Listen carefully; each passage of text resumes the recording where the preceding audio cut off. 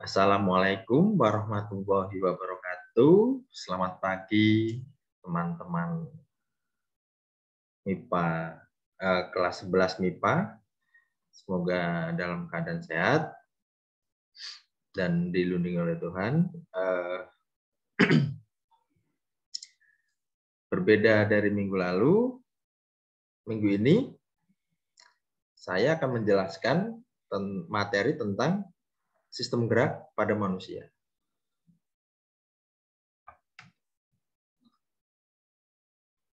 Sistem gerak ini yang akan saya jelaskan adalah bagaimana mekanisme gerak pada otot dan tulang manusia.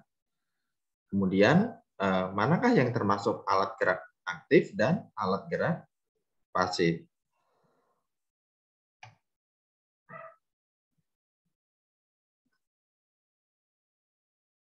Sendi dan otot merupakan dua jenis alat gerak yang membuat kita bisa menggerakkan dan memindahkan tubuh. Sistem gerak pada manusia dibedakan menjadi dua, yaitu sistem gerak aktif dan sistem gerak pasif. Sistem gerak aktif bekerja di bawah kesadaran otak. Alat gerak aktif bisa berkontraksi dan berrelaksasi.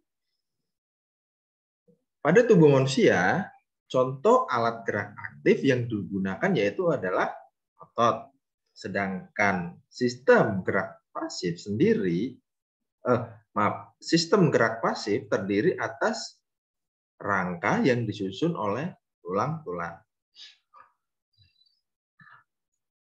Tulang merupakan alat gerak pasif karena tulang dapat bergerak dengan bantuan otot.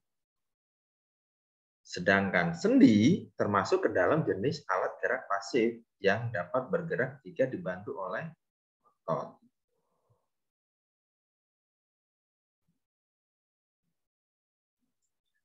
Nah, berikutnya adalah kerangka tubuh manusia. Rangka merupakan serangkaian tulang-tulang yang saling berhubungan melalui persendian. Seperti pada gambar kita lihat ada tulang selangka, ada tulang lengan, ada tulang rusuk, terus kemudian ada tulang telapak, tulang kering, tulang paha, pinggul, tulang belakang, dan sebagainya. Nah, tulang-tulang ini masing-masing dihubungkan oleh sendi yang saling berhubungan satu sama lain.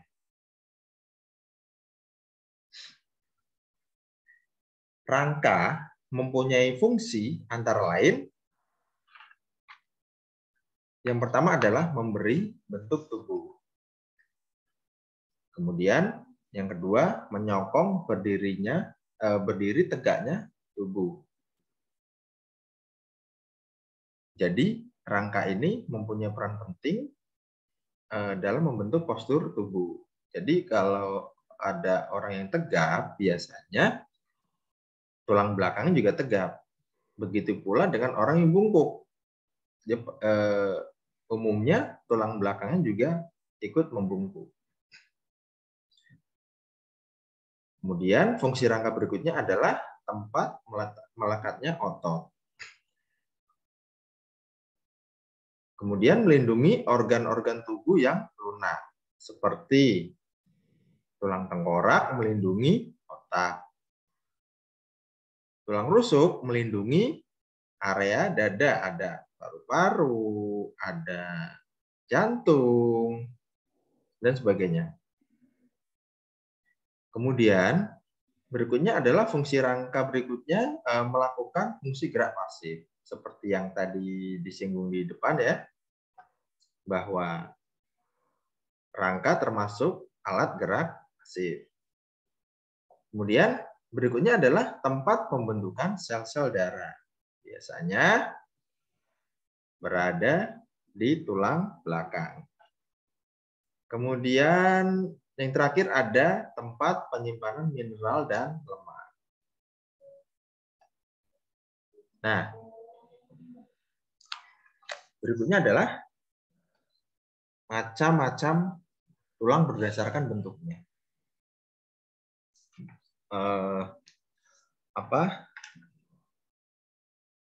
Jadi tulang ini ada 3 macam berdasarkan bentuknya. Yang pertama adalah tulang pipa, tulang pipi, dan tulang pendek. Tulang pipa, kenapa disebut tulang pipa? Karena bentuknya seperti pipa, yaitu bulat dan memanjang. Bagian tengahnya tentu berlubang. Contohnya adalah tulang lengan, tulang paha, ruas-ruas tulang jari. Kemudian berikutnya adalah tulang pipi. Kenapa disebut tulang pipi? Karena bentuknya pipi dan terdiri atas lempengan tulang kompak dan tulang spons. Di dalam tulang pipi ini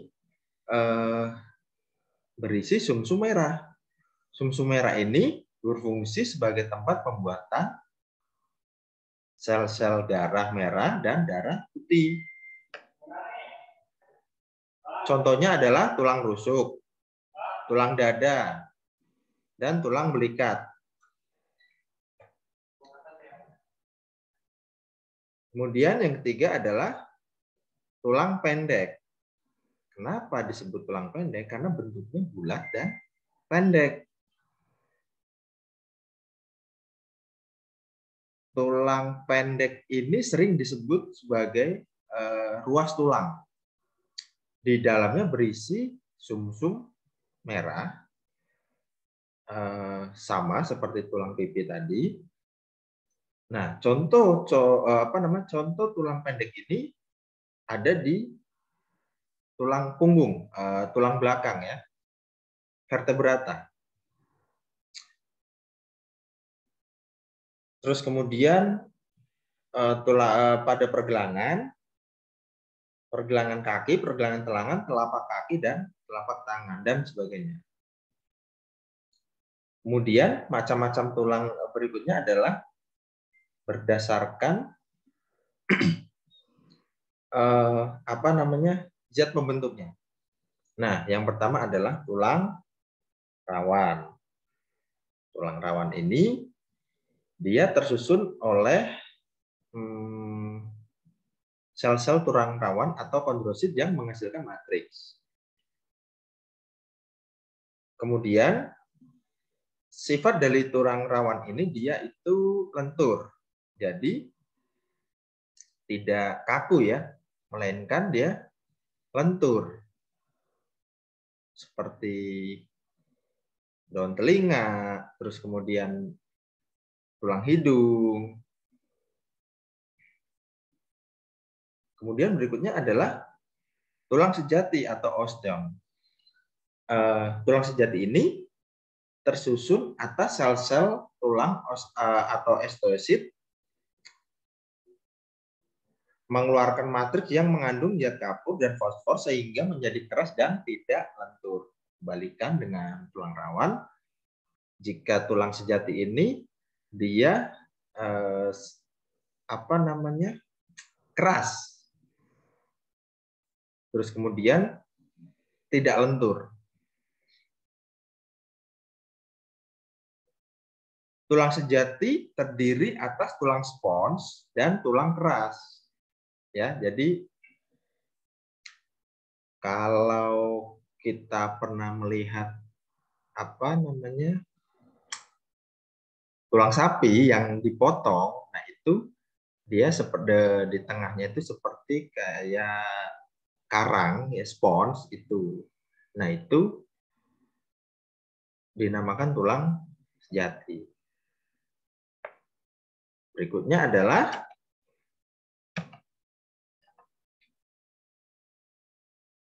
persendian. Ya, persendian pada sistem gerak ini terdiri dari 3. Sinaptosis, amfiartosis, dan diartosis. Nah, si sinaptosis ini dibagi lagi menjadi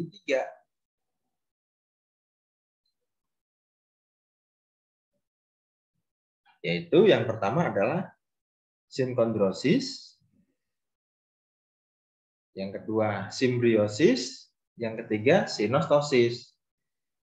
Nah, sinkondrosis ini sendi yang mana kedua ujung tulang dihubungkan oleh tulang rawan. Contoh, ruas-ruas tulang belakang. Jadi dia itu dihubungkan oleh tulang rawan. Kemudian yang kedua ada simfibrosis. Jadi simfibrosis ini kedua ujung tulang dihubungkan oleh serabut atau jaringan ikat. Contoh sendi ini adalah tulang tengkorak. Yang ketiga adalah sinostosis. Jadi sinostosis ini kedua ujung tulang dihubungkan oleh tulang.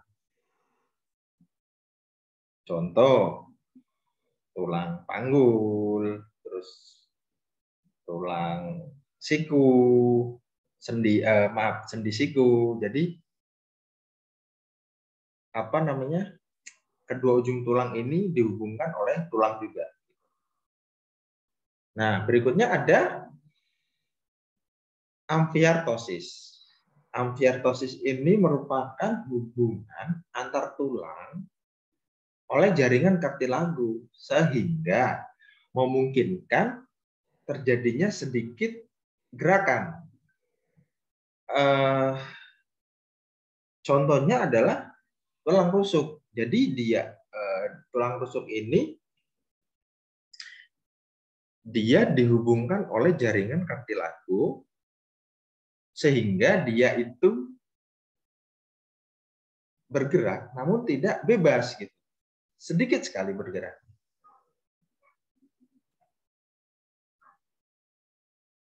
Kemudian berikutnya ada diartrosis.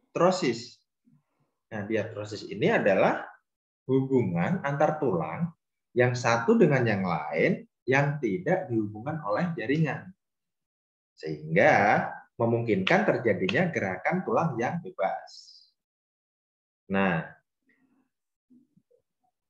ini contohnya adalah sendi pada pergelangan tangan, pergelangan kaki ya, dan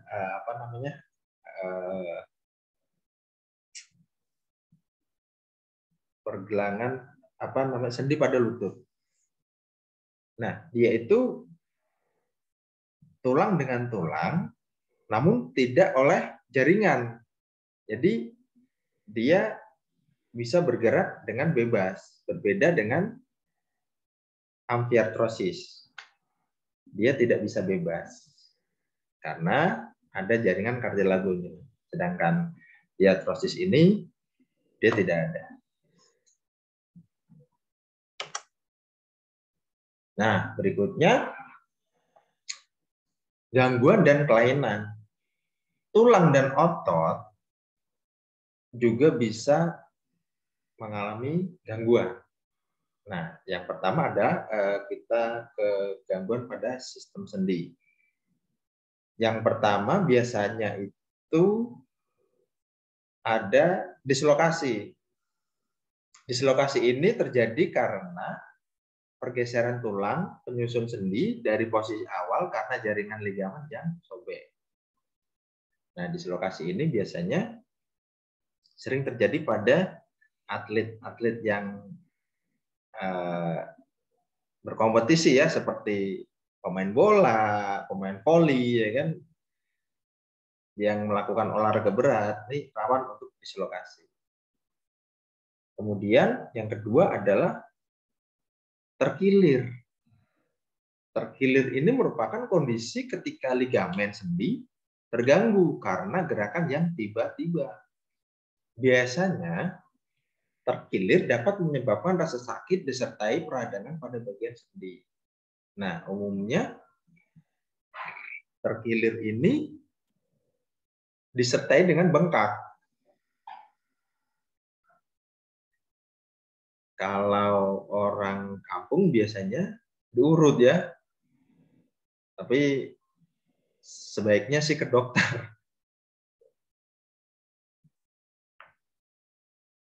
Yang ketiga ada ankilosis. Ankilosis ini adalah gangguan yang terjadi karena persendian tidak berfungsi sesuai dengan fungsinya masing-masing. Nah, ini biasanya terjadi kepada orang yang lanjut usia, lansia ya. Jadi dia sendinya sudah tidak berfungsi dengan baik. Gitu. Kemudian berikutnya ada artritris. Artritris ini merupakan gangguan yang disebabkan oleh adanya peradangan pada sendi. Artritis dibedakan menjadi 3, yaitu rheumatoid, osteoartritis, dan goutartritis. Poin ketiga dan poin keempat ini umumnya juga diderita oleh orang lanjut usia ya. Nah, berikutnya adalah gangguan pada sistem otot. Yang pertama adalah kram. Kram adalah kondisi ketika otot tiba-tiba berkontraksi dengan kuat dan menimbulkan rasa sakit. Penyebab kram biasanya karena aktivitas otot terlalu berat atau antara ion dan air di dalam tubuh tidak seimbang. Jadi kram ini biasanya terjadi karena ketika kita ingin beraktivitas berat, namun tidak didahului dengan pemanasan. Bisa-bisa otot bisa kram gitu. Sebaiknya jika kita ingin berolahraga atau ingin memulai aktivitas fisik yang berat, dianjurkan untuk pemanasan terlebih dahulu untuk mengurangi risiko kram pada otot. Nah, kemudian yang kedua ada nyeri otot. Nyeri otot berbeda dengan kram karena biasanya terjadi pada lanjut usia. Biasanya nyeri otot ini disebabkan oleh pembengkakan jaringan yang menekan ujung saraf dan pembuluh darah. Kondisi ini menyebabkan aliran darah terhambat sehingga menimbulkan rasa nyeri. Nah, yang ketiga ada polio. Nah, polio ini merupakan penyakit yang menyerang otot. Penyebab daripada polio ini virus polio ya. Nah, itulah kenapa ketika kita masih kecil biasanya ada vaksinasi polio. Polio dapat menyebabkan seseorang menjadi lumpuh sehingga harus dicegah, yaitu dengan cara imunisasi. Yang keempat adalah tetanus. Tetanus juga termasuk penyakit otot yang disebabkan oleh bakteri, yaitu bakteri Clostridium tetani yang menghasilkan toksin. Nah, penyakit ini menyebabkan otot terus-menerus mengalami kontraksi.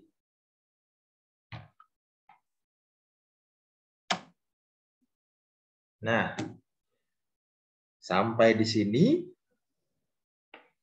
penjelasan dari saya. Untuk minggu depan kita akan bahas lagi tentang sel-sel penyusun otot dan tulang. Jika ada pertanyaan, silahkan di chat di grup WhatsApp maupun japri boleh ke saya. Insya Allah akan saya balas satu persatu. Baik, sekiranya itu saja. Terima kasih. Sampai jumpa minggu depan. Assalamualaikum warahmatullahi wabarakatuh.